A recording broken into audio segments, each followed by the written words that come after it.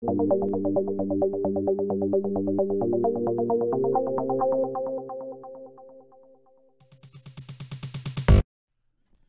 back. It's good to be back. It is great to be back. I'm glad to be back here next to handsome John Douglas. My name's Sailor Gunn. Ooh, we've got a request on the screen. We've got a request. There wasn't somebody requesting Affinity? Yeah, somebody was requesting Affinity. We got Affinity. Here we go. All right, I'm going to try really hard. I've got the ADD tonight. I'm going to try really hard to focus and give my best Affinity analysis. Okay, so you'll notice here, we've got Donn Ballenger. Is it Ballenger or Ballenger? Anyway, Double again, check that. Kyle Koeppe playing Abzan. You'll notice in the background there are no more trees because Kyle's managed to cut them all down between round 1 and 2. He has felled every tree in the store. As well as being an amazing caster of Tarmogoyfs and Dark Confidants. Yes. An accomplished lumberjack. Very accomplished. He didn't even break a sweat. Look at him. No. All right, so here we go. Let's see what kind of hand Donn kept for us. We've got the basic mountain. Opal. Edge Champion. Edge Champion. I see a Memnite in there. Thoughtcast. Memnite. I can't see the card under Thoughtcast. Is it an Ornithopter? Yes, sir. Okay, so this Mox Opal is going to be live. It's going to be so live. Are you surprised that he didn't take it there? No, that card's really, he should cast the Thoughtcast here. One of the two, he's got a redraw on it. Draw 1, draw 2. Edge Champion is the one card that this Abzan deck just has 0 answer for. Gotcha. It's just really, really hard for them to beat it. So how do you feel about the basic Mountain Thoughtcast combo? That's fine. I mean, it is what it is. So now he gets the Thoughtcast for just 1 blue. If he wants it. Turns out, we don't. No. He's got a much better line here. Oh, right. Pushed it. Man, we're really lucky. Dom is the kind of player that really likes to snap his cards onto the table, so we're going to know every time he plays a spell. It's going to be great. It's going to be the best. Oh, a nice little scoos there. All right, little scoos bro for you. So Scavenging Use is going to be a nice one here because it's going to help keep he drew a champion. Kyle's life total high. Okay, we've thought... Running back the second Thoughtcast. Let's see if we can get a land to run this champion out there.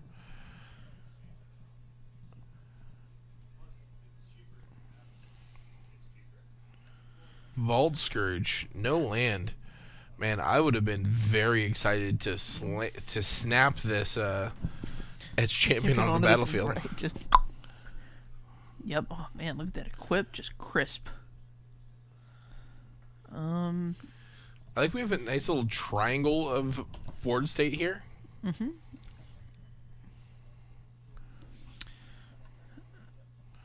So up to 13. Yeah, so Kyle, I think Kyle's going to identified correctly here that he can race effectively. So the one thing the Abzan deck can do against you if you have an active Edge Champion is race you. They have answers to cranial plating. They're not as numerous as the... let's keep ourselves organized here. We don't want to have to pay to equip that cranial plating again. Correct. Right now, there's no way to indicate that it's still on there. We know. The viewers know. The man knows. Donn may know. Overseer instead of the Edge Champion. Well, this okay. We've moved the cranial plating anyway. And so Kyle has another piece of removal here. Likely. The first two are pretty likely from Abzan. Anything beyond that is not a given, but you got to expect it. And it looks like we're just trading off a Stirring Wildwood here. All right. That seems actually, like a very good That's actually like a very good trade. Oh, and we still got the path for the mana efficiency. Yeah, this is a great... Oh, let's see if he has the second basic. Does he have an island? If he gets an island, oh my goodness. He's deep. Such value. Okay. So yeah, this is... Kyle's doing great here. He's able to trade on his terms at every point here.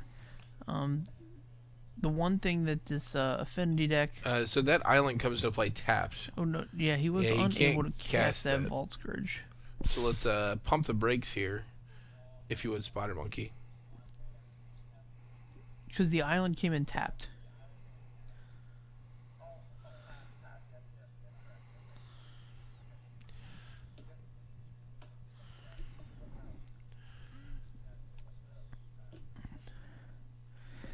Alright, so do we have a... Ooh, is there a Liliana going to be active here? Liliana would give him a nice answer here for the impending champion. Well, see, you Liliana negative here, and then if he casts just champion, you get the negative again to get it. Well, so you'd have to plus and then negative again. But now we have the Vault Scourge, and he's played an Inkmoth Nexus, which kind of shuts down the Liliana plan -2 plan. So now we have Vault Scourge. Master, we're slow rolling this champion. Maybe he just has the sick read that there's infinite removal here. But you're making Kyle's discard so good. 6, 7, 8. 1, 2, 3, 4, 5, 6. It's 8 total. Is it? 1, 2. So there's 5 3, artifacts. 4, 5, 6, There's 7, 8. There's 6 You're right. artifacts. There's 6 artifacts. Plus 1 from the. Right. And then when he was the counting it originally, one. I thought I saw him count the Inkmoth Nexus.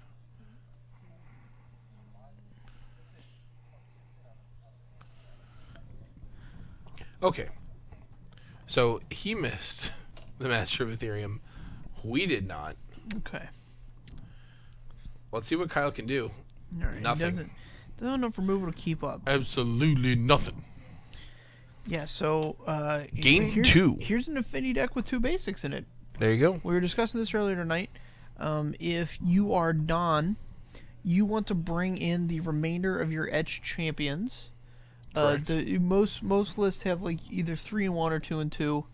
I have run 4-0 before. That's just me being wild. Yeah, wild and crazy Taylor. Right. Don't know that there's a ton of other cards like I'm like hungry to bring in. I'm hungry. Some of these decks will run like a Relic of Progenitus, or a Grafdigger's Cage, or just something like that to help clear up the graveyard, which can be really good against. How about a Spellskite out of the board? Yeah, like 1 Spellskite maybe. Yeah, that's a spicy boy. How about a Welding Jar out of the board? If you have it, that's not like a mandatory one. That's like a personal preference kind of card. Oh, I always prefer 1 jar. The jar. There's a the more interesting thing is, what do you take out? So if he has Galvanic Blasts, which I'm going to assume he does because of the red, that's where people get tempted to like shave on that. I personally like to take out my why can't I think of it off the top of my head? Memnites. Memnites. I want to take out Memnites. Yeah, Memnites are not a good card. So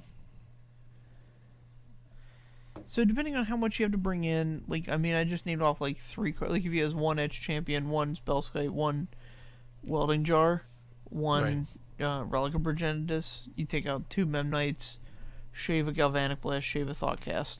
Call it even. Okay. I think Thoughtcast is pretty important in this matchup.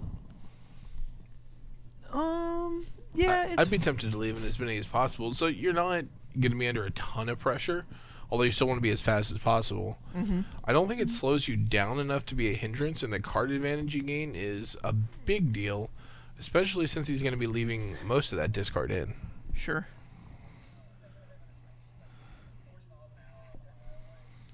For Kyle, though, let's look for some spicy white sideboard action.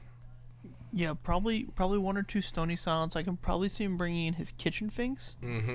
I don't know if he would have something as big as a Fracturing Gust or a Creeping Corrosion. I wouldn't be surprised to see a single Fracturing Gust here. I would love for him to have a single Fracturing Gust. It's a big card, and I think the Affinity deck played well can overcome it if you don't like overextend, or you're judicious with your manlands and don't like set up situations where they eat removal and your other guys are left behind. Yeah, if you're just trying to overcome a Fracturing Gust, I agree that you can do it. It's not super easy, but you can. If you're overcoming any other sort of action, that can be very difficult.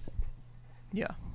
So the reason I take out Memnites here is like the Affinity deck gets two types of draws. It gets the one where like you play as much as you possibly can on turns 1 and 2. Right. And like that's you show them what they have to deal with, and that's it. But then there's also like the slower draw where like every card you play is impactful. Show me your moves. Right. And I think that's the kind of draw you want to have against this Abzan deck. Like you don't want them to just be able to fire off their removal every turn and like deal with your cards over time. Sure. You want to try and create situations because I think out of all the decks in Modern, the Affinity deck interlocks with itself more than any other deck. Like the cards, just every card interacts with every other card in a specific way and creates a specific type of situation. Turn 2 Stony Silence. We're off to the races. I agree with you. It's definitely a very synergistic deck. And you want that slower type draw. Yeah. On games 2 and 3. I'm not as interested. Obviously, if you're going to give me like the hand where I just get to win the game on turn 3, I'm going to play it every time. But I'm not afraid to change my deck around to. Whoa! Dice in. Check that bad boy out. Right, now we can see how many we got. We got 1 marked there.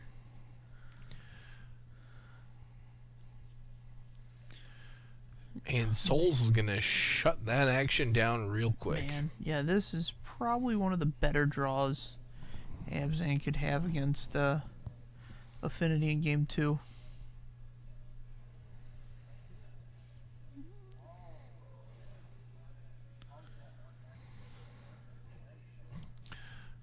Tries to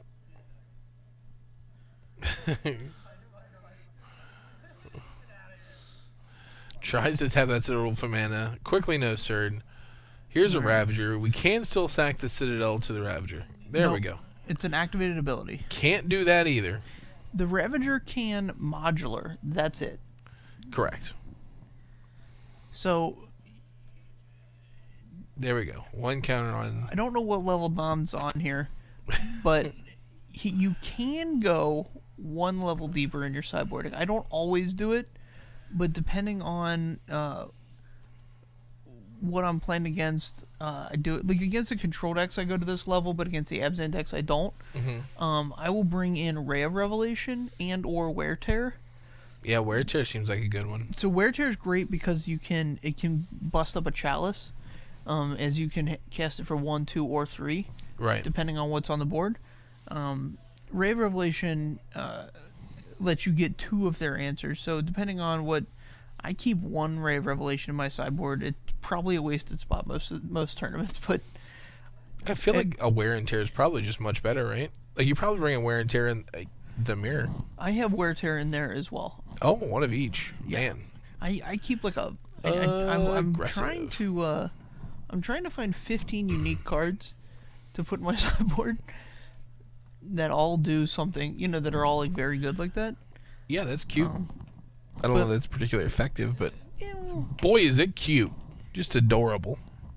That's what I do. It's what I do. I'm trying to do cute little things.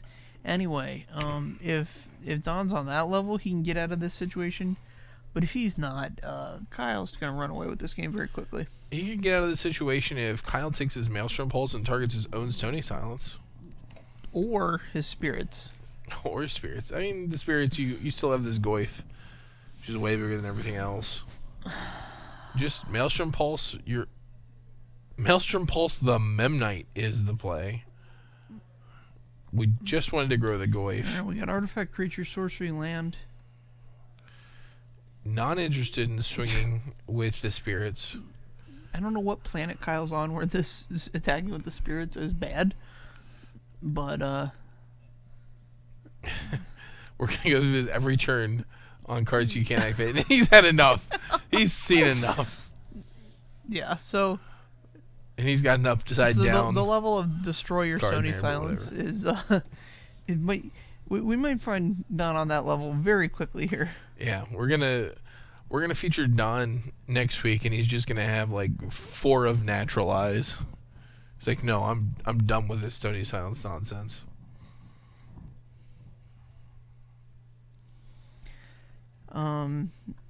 Yeah, so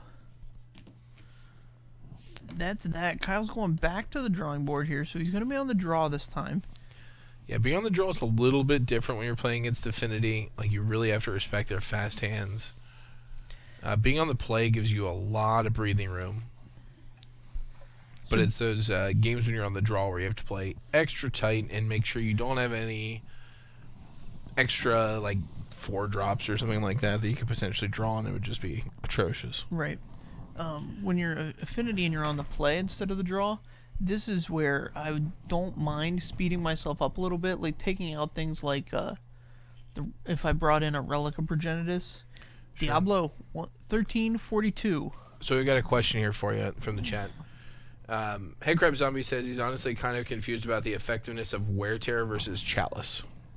Okay, so Chalice says spells with converted mana cost X are countered. Right. And so normally X gets set on 1, 2, sometimes 3.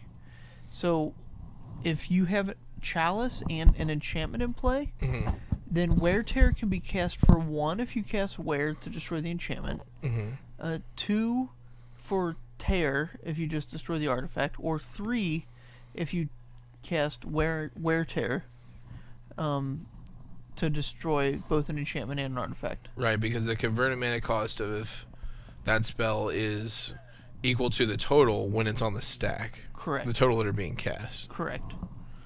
It's like a really weird corner case rules interaction. Right. Normally, and, yeah, you can't really manipulate it without an enchantment to target. Right. Which is true. But a lot of times when you see these chalices come in, you'll also see either Stony Silence or Rest in Peace. Right. The real card that's used to get around chalices, and you see this a lot more in Legacy because Chalice is more relevant there, is Shattering Spree. Yeah, that's a good one. Vandal Blast is also a nice one. Yeah, Vandal Blast is solid, but you can't really adjust that until you get up to 5, which... Oh, no. It stays at 1. Oh, sure. Oh no, I was thinking of the wrong card. Ingature. Correct. Ingature gets around it very well. So that comes out of the what do you call it? The Living Index. Right. Sometimes you see an Ingature there. See, now this is the kind of start I want to have if I'm Donn. Especially on the play. This start wouldn't have done a whole lot last game. Right. Would have been more effective, but here we're going to see a couple little 1/1s attack here, but hopefully that grows. Can't really see what's in his hand. So I want to... You just want to keep casting here. Just... So yeah, if you're going to cast, you might as well thought cast. Yeah. Yeah, Shattering Spree, you definitely see it a lot more in Burn and Storm these days. Burn, especially if it's the mono red varieties. If you see like a Naya Burn list, you don't see it a whole lot there because they have other options, but it's certainly seeing more play as the amount of chalices in the format ticks up. Back with the Stony Silence. Okay, so we've cut down to 1 land. Can't produce any colored mana, but don't tap it.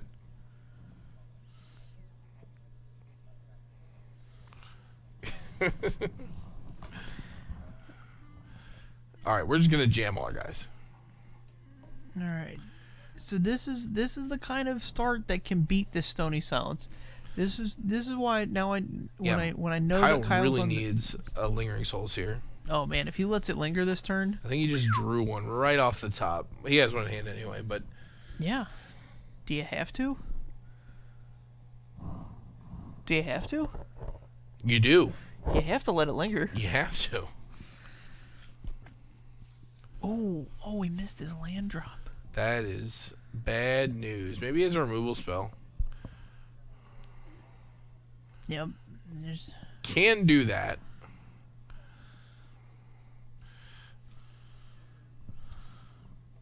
So it takes a total of 5. Alright, so Vault Scourge gets Abrupt Decayed. That's good. That's good for business. Good for business. And then here's this is better for business. I think Donn opted to not play a mountain there.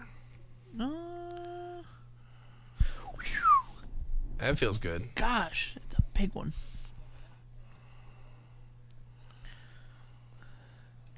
And there's the mountain. Ooh, Yes, that's a Rest in Peace in Donn's hand. Unsure why, but there it is. Mijumaru, 15. Hello. Rest in Peace is fine. It's like I said, I'm much more interested in an aggressive posture in games where I'm on the play. Oh yeah. So Rest in Peace is not the kind of card I would want to play. Alright, so Kyle's going to get to untap and drop some spirits here. Not great for our Affinity player. Oh, we're Inquisitioning? Can't cast any of these anyway. Yeah, I can't cast the Master, but... Yeah, but here's Kyle going to 4. So, this is interesting. He's put himself in Galvanic Blast range. I don't know if that card is on his mind. Well, he saw Basic Fountain game 1. It should be. Maybe he just can't play around it. But he's going to take 1 here and go to 3. Maybe that's what it is. He was going to 3 anyway. Oh, no, he's not going to take any. Well, he could take... No, he wouldn't take... He doesn't have any... The Vault Scourge and the... So he's going Nexus to come at him and he blocks either both trade of them. with the Nexus or chump the Nexus, kill the Vault Scourge. Are his options No. here. He doesn't have enough mana to activate. It costs 1 and tap the Nexus to pump another Nexus. Right. So he would actually just trade off all the guys. So I'm wondering if that Inquisition had to happen, if Kyle could have stayed at 5. Could have. It's interesting. Here's the souls coming back. That's good. It's good news.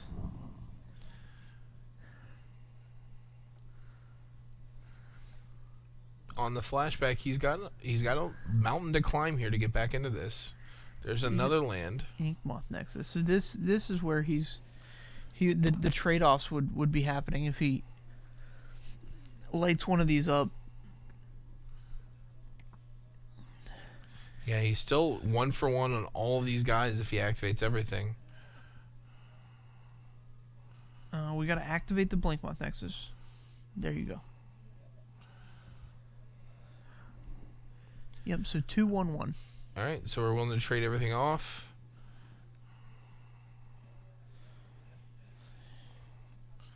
Clearing up the board a little bit. That's a good cleanup because if Kyle think has he's a got another removal souls. spell, it puts him outside of the range. I think he's got another Lingering Souls, which is just all the way.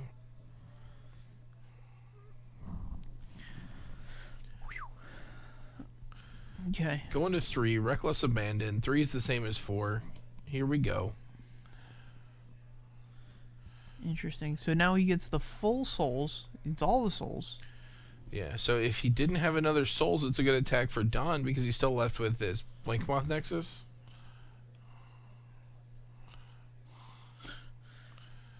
Donn, none too pleased. All right.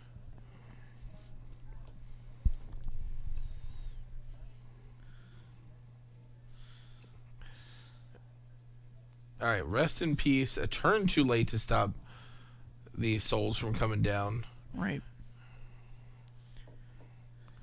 And to be fair, the front end of souls was enough to really hold the line. Yeah. I mean, obviously both ends is way better because now Kyle has an option to attack. I would start getting in because you want to close up this game. Yeah, you want to give him as few chances to draw into a Galvanic Blast as possible. Let's play 2 Grim Flayers, he says. Okay, woulda got in there.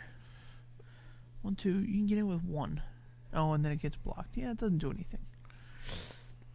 Let's see what the draw is. Something with a red, it looks like, or just undervaluing that Kyle's red at mana. 3. Yeah, Kyle is at 3. And I mean 3 isn't any different than 4 for all intensive purposes.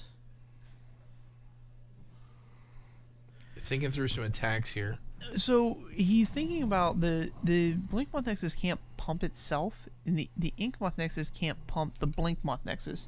So he's thinking about starting this poison race, and Kyle really doesn't care. Yeah, you just take the 1 here. Because here's the thing, all the things that make poison good are activated abilities. Oh, we've thrown everything in front of this. Luckily, Man, that is a good trade for Donn, honestly. No, I don't think it was. I would rather have more mana available to me. Well, he's got 3. That's plenty. Well, no, you want mana available to. If you draw another Blinkmoth Nexus, you get to pump your active one. You can do that with 4 mana. You're drawing the Blinkmoth. Right.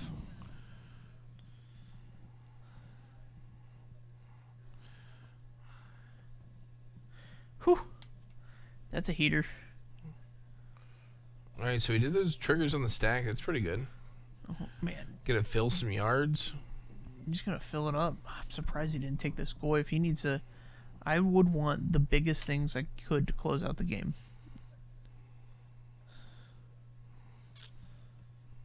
Okay. I think he's worried about his life total. These Grim players are also very large. Now, they're full 4/4s. I think he's keeping a pair of Collective Brutalities on top. Cranial plating doesn't matter. Cranial plating does nothing.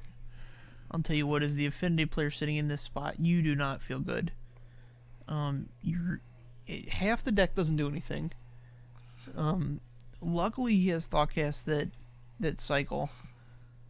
And dig him a little deeper.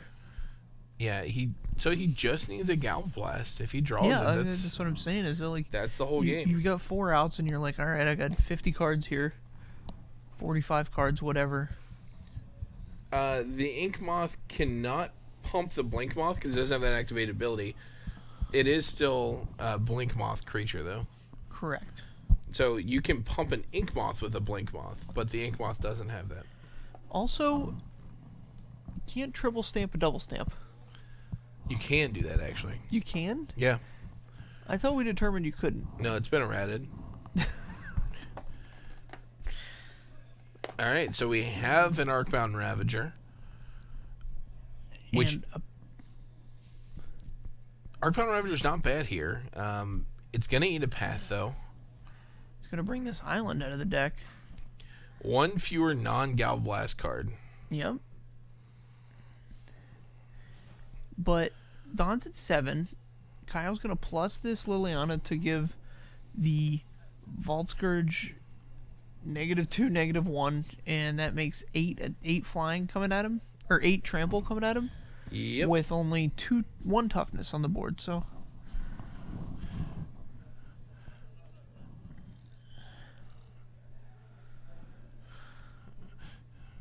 Donn ignoring Stony all day long. Yeah, he was all over that place. I don't know if he's just not used to playing in Stony Silence or what. You would think he was, but no, I mean, you know, if he just picked the deck up, it might not be a sideboard. Sure. Listen, I've had players play Stony Silence and then activate their engineered explosives on me with Stony Silence in play. Oh yeah, and both of us miss it. Yeah, it happens. It's pretty easy to miss things like that sometimes when they're just like enchantments that stick around forever. To be fair to Donn, that matchup is horrible. Horrible? It's literally probably one of the worst matchups in the literally format. Probably. You heard it here first. It's probably one of the worst matchups. Gotcha. In the format. All right. Well, we've got a nice little break here. About 20 minutes. We'll be back with round 3. Pick a new one, a new good one. We'll try to get away from junk a little bit. Yeah. Hopefully we'll get some combo, maybe some Tron. No Tron. Scape shift. Please no, Sean. Please no. All right. Anyway, we'll be back here in about 20 minutes. Come join us. See you soon.